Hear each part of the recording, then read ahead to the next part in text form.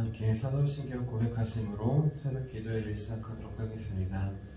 나는 전능하신 아버지 하나님 천지의 창조주를 믿습니다. 나는 그의 유일하신 아들 우리 주 예수 그리스도를 믿습니다.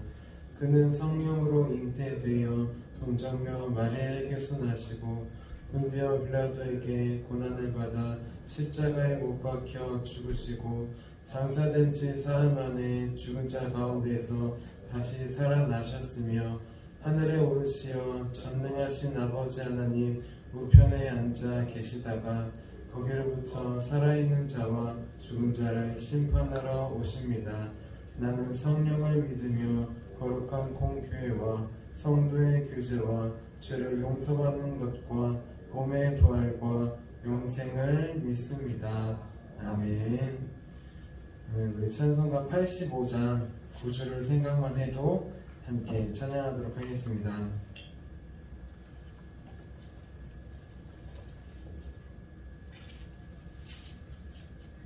(85장) 9줄 생각만 해도입니다.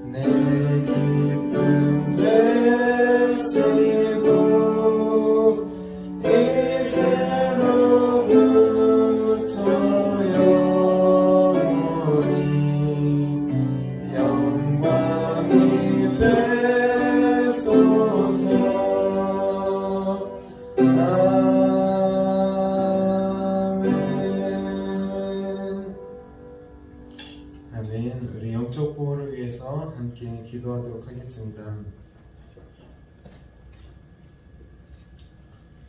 우리 영적 보호를 위해서 우리 다 함께 기도하도록 하겠습니다. 하나님 아버지, 오늘도 영적 경계선을 밀으십니다. 나의 육과 혼과 영이 오직 살아계신 성령 하나님의 지배를 받기 원합니다. 성령의 인도를 받는 내 영이 하루 종일 성령의 음성을 듣고 순종하며 행할 수 있도록 성령님께서 늘 동행하여 주옵소서. 사탄이 들어올 수 있는 모든 통로에 주님의 보혈과 십자가를 세웁니다. 사탄의 모든 음성들은 미리 막아주시고 내 생각과 마음과 입술을 주님의 보혈과 영광의 빛과 성령의 불로 보호해 주시옵소서. 예수님의 이름으로 기도합니다. 아멘. 아멘. 우리 오늘 하나님께서 우리에게 주신 말씀은 마태복음 2장 7절에서 8절까지의 말씀입니다. 마태복음 2장 7절에서 8절까지 우리 두 절만 함께 보도록 하겠습니다.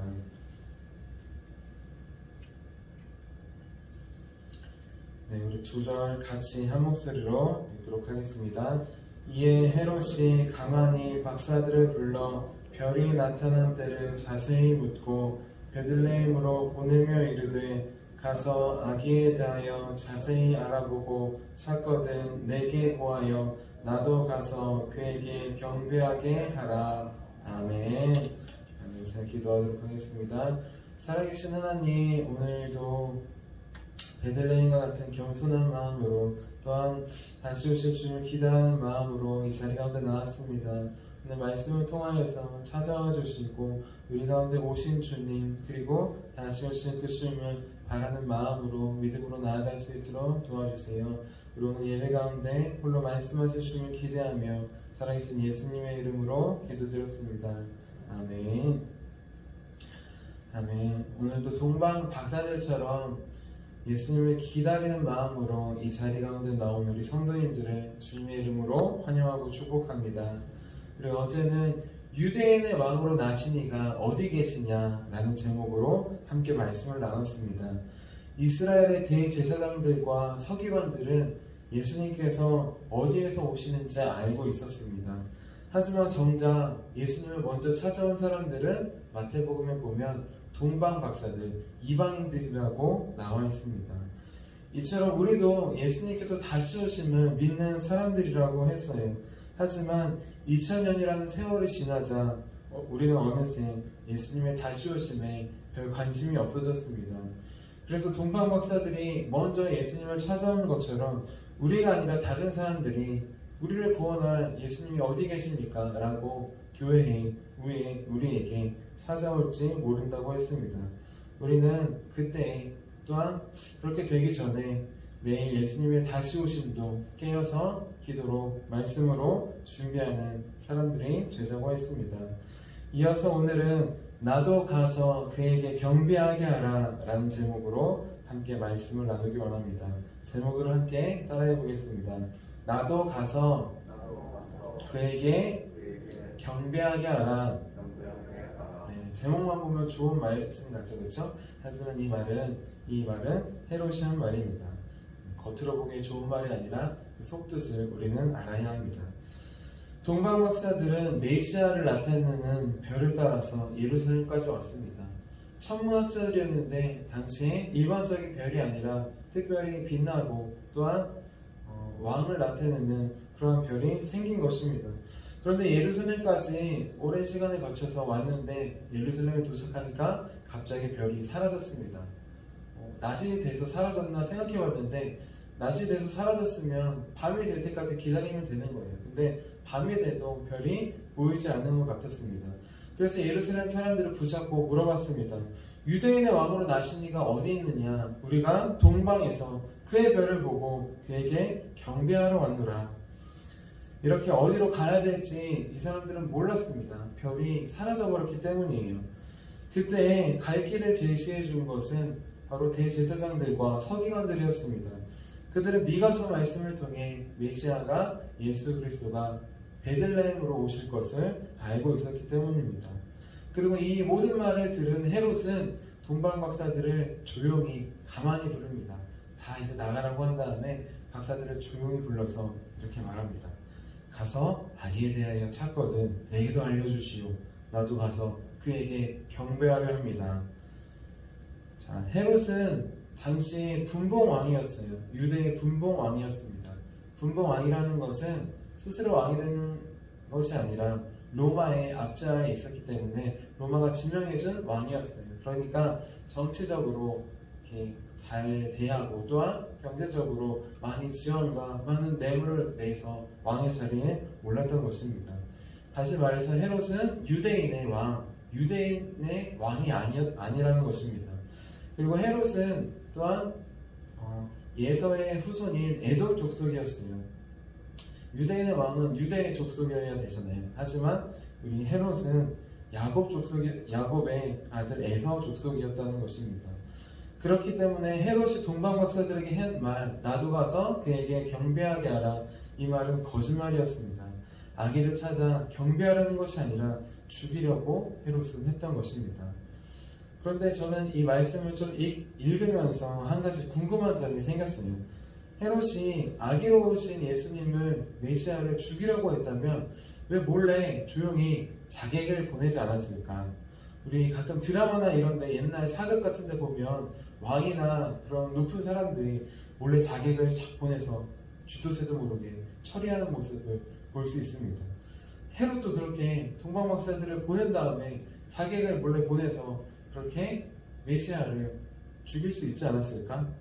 물론 그렇게 했다면 하나님께서 다른 길을 열어주셔서 당연히 구원의 길을 열어주셨을 것입니다.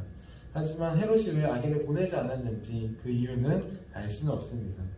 3절을 보니까 메시아가 태어났다고 하니까 소동하고 정신이 없어서 자기도 지금 무슨 정신인지 몰라서 보내지 않았을 수 있습니다. 아니면 나도 가서 그에게 경배하게 하라. 헤롯은 아기를 직접 찾아가고 싶은 마음이 있었는지도 몰라요. 그래서 직접 찾아가서 보고 자기 눈으로 자기가 죽이려고 했을지도 모릅니다.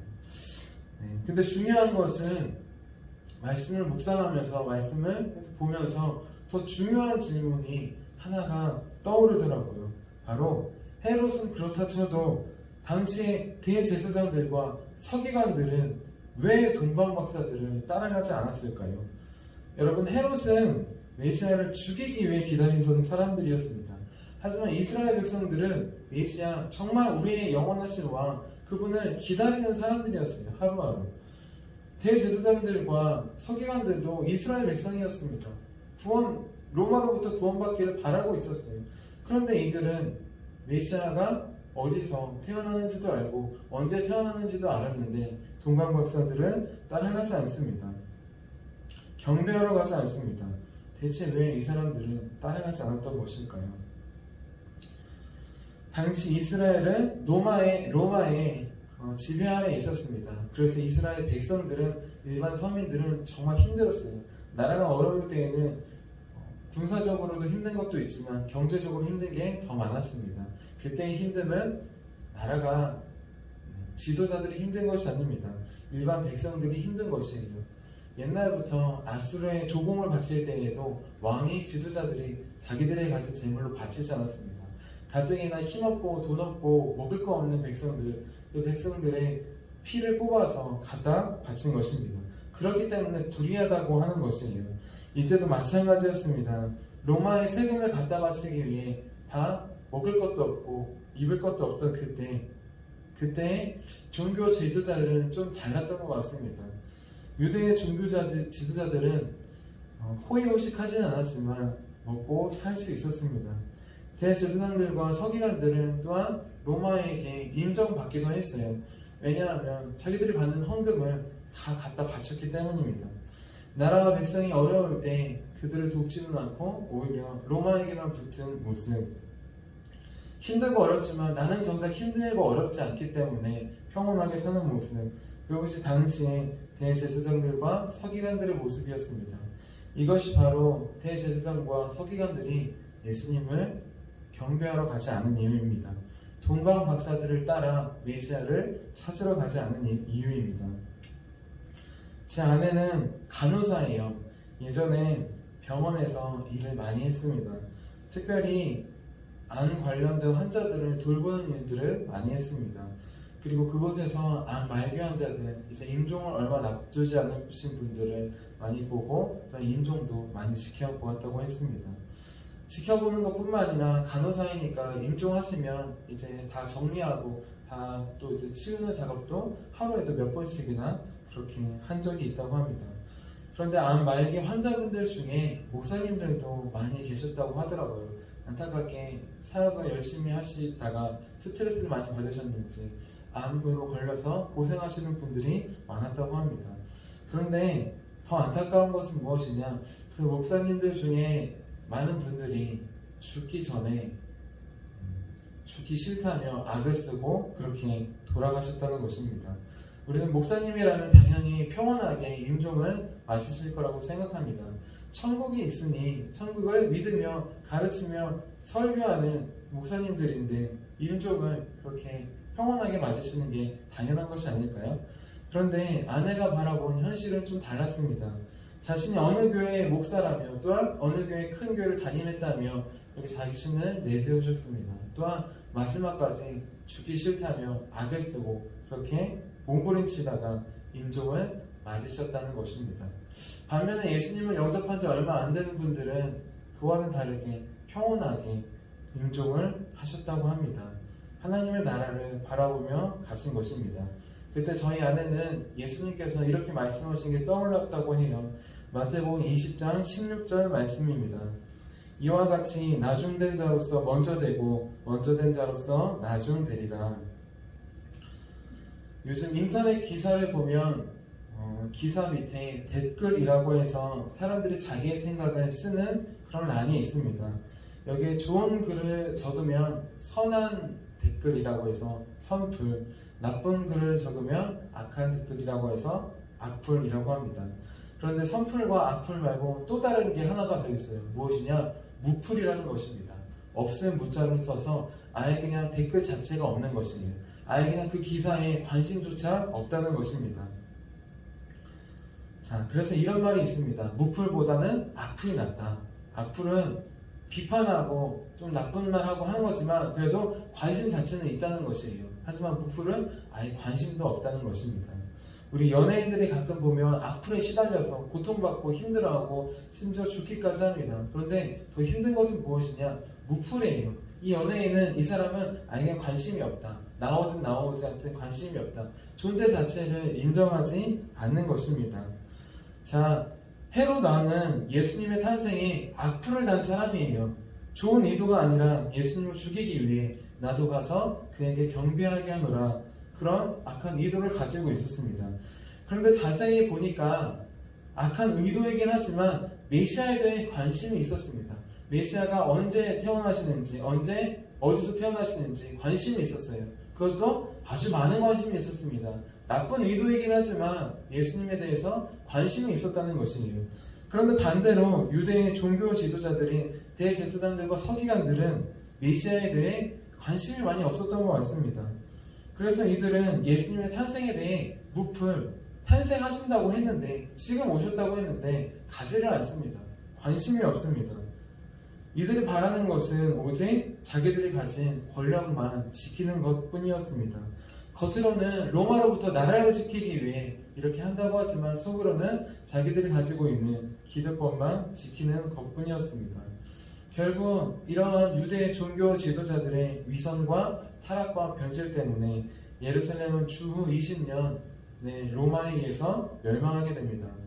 이러한 종교 지도자들의 기득권 때문에 유대인들은 예수님을 배척하고 심지어는 십자가에 못 박혀 죽게 하십니다. 그리고 이러한 종교 지도자들의 결정 때문에 이스라엘 사람들은 아직까지도 메시아 예수님을 믿지 않고 있어요. 아직까지도 예수님을 선지자 중에 한 명 아니면 이단 취급합니다. 정말 예수님의 말씀대로 먼저 된 자로서 나중 되었던 것입니다. 우리는 오늘 말씀을 통하여서 진정으로 예수님을 기다리고 있는지 돌아보기를 원합니다.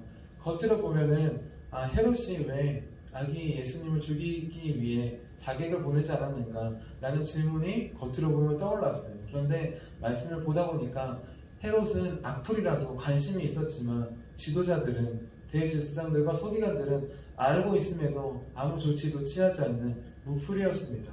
이 사람들은 왜 이러한 행동을 했는가? 자기들의 권력을 지키는 것에만 급급했기 때문입니다. 그래서 나중에 예수님께서 하나님의 나라를 전파하시고 십자가에서 죽으시고 부활하셨을 때에도 자기들의 권력을 지키기 위해 예수님을 부인합니다. 우리는 2000년 전에 이 땅에 오신 것처럼 정말로 예수님께서 다시 오실 것도 믿음으로 바라보아야 합니다. 예전에는 예수님의 재림에 대해서 그런 일은 없을 것이다, 2000년 동안 없을 것이니 앞으로도 없을 것이다 라고 하는 악플이 있었어요. 아니면 예수님은 분명히 다시 오신다, 우리는 믿음으로 기다려야 된다, 좋은 선풀도 있었습니다. 그런데 요즘 시대에는 예수님의 다시 오심에 대해 교회를 다니든 안 다니든 예수님을 믿든 믿지 않든 무풀인 것 같습니다. 아무 관심이 없는 것 같습니다. 나도 가서 그에게 경배하게 하라. 비록 나쁜 의도였지만 예수님이 오시는 것에 대해서 관심이 많았던 헤롯보다도 우리는 못하고 있는 것 같습니다. 오히려 대제사장들과 서기관들처럼 언제 오시면 오시는데 내 때는 아니지요. 지금까지 안 오셨으니 내 때는 아니지요. 라고 생각하며 살아가고 있는 것 같습니다. 2000년 전 우리는 예수님께서 2000년 전 오셔서 우리를 위해 죽으신 것, 그것이 우리 신앙의 출발점입니다. 하지만 기독교 신앙은 십자가에서 죽으심으로 죄를 사하는 것, 그것으로 끝나는 것이 아닙니다. 그것은 시작이에요. 예수님은 3일 만에 다시 부활하셨기 때문입니다. 십자가의 죽으심과 부활하심이 같이 가야 되는 것입니다. 마찬가지로 우리는 강림절이나 예수님이 오셨을 때 2000년 전에 우리에게 오신 예수님 뿐만 아니라 앞으로 오실 예수님, 그분을 함께 기다리고 믿는 것입니다. 옛날에만 오신 분이 아니라 지금도 매일 말씀으로 찾아오시며 또한 정말 말씀대로 이 땅에 다시 오실 주님을 기다리는 것입니다. 우리는 예수님의 다시 오심을 기대하고 기다리며 기도하는 성도가 되기를 바랍니다. 그래야 하루하루를 주님과 함께 살 수 있습니다. 그때야 우리는 오직 예수님께만 소망을 두고 살 수 있습니다. 우리 2000년 전에 찾아오신 주님, 매일 말씀으로 찾아오시는 주님, 곧 다시 오실 그 주님을 기다리시기 바랍니다. 그래서 처음 된 자로서 나중되는 것이 아니라 처음 된 자로서 그 자리를 지키며 나중된 자들을 주님께로 인도하는 저 여러분이 되기를 주님의 이름으로 축원합니다. 자, 기도하도록 하겠습니다. 살아계신 하나님, 우리는 어느새 대제사장들과 서기관들처럼 바리새인들처럼 주님의 다시 오심을 기대하지도 기다리지도 반기지도 않는 모습이 아닌가 돌아봅니다. 2000년 전에 우리를 위해 오실 주님을 믿지만 다시 오신다고 말씀하신 그 주님을 기다리지도 기대하지도 믿지도 않는 그러한 모습임을 바라봅니다. 하나님, 헤롯보다 더 주님을 기대하기 원합니다. 기다리기 원합니다. 예수님을 죽이거나 악한 의도로 기다리는 것이 아니라 하나님, 우리를 구원하실 분이 오직 주님밖에 없으면 믿음으로 오늘 하루도 나아가기 원합니다. 주님의 재림의 때는 하루하루 갈수록 점점 더 가까이 오니 그때가 바로 지금임을 기억할 수 있도록 도와주시옵소서. 그래서 예수님을 부인하고 십자가에 못 박는 그러한 죄를 반복하는 것이 아니라, 그래서 처음 된 자로서 나중 되는 저 사람들과 같이 되는 것이 아니라 오히려 이 자리를 지키며 많은 영혼들이 주님께 나아올 때 그들을 주님께 인도하는 믿음의 교회가 될 수 있도록, 믿음의 성도들이 될 수 있도록 도와주시옵소서. 오늘도 말씀을 통해 우리 가운데 찾아오신 주님께 감사드리며 살아계신 예수님의 이름으로 기도드렸습니다. 아멘. 우리 함께 주기도문 하시도록 하겠습니다. 하늘에 계신 우리 아버지의 이름을 거룩하게 하시며 아버지의 나라가 오게 하시며 아버지의 뜻이 하늘에서와 같이 땅에서도 이루어지게 하소서. 오늘 우리에게 일용할 양식을 주시고 우리가 우리에게 잘못한 사람을 용서하여 준 것 같이 우리의 죄를 용서하여 주시고 우리를 시험에 빠지지 않게 하시고 악에서 구하소서. 나라와 권능과 영광이 영원히 아버지의 것입니다. 아멘.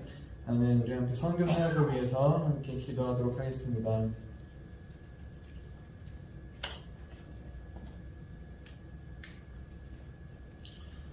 우리 선교 사역을 위해서 우리 한 마음으로 한 목소리로 함께 기도하도록 하겠습니다.